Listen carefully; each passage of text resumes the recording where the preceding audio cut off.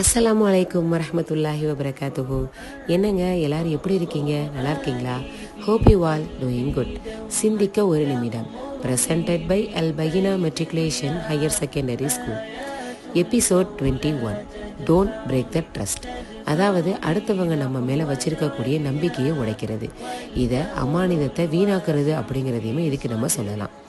அல்லாஹ் குர்ஆன்ல ஏகப்பட்ட இடங்கள்ல அமானிதத்தை அதற்குரியவங்கள்ட்ட ஒப்படைச்சிடணும் அப்படிங்கிற கட்டளை நம்மளுக்கு சொல்லியிருக்கிறான். இந்த அமானிதம் அப்படிங்கிறது வெறும் பொருட்களை மட்டும் சார்ந்தது கிடையாதுங்க.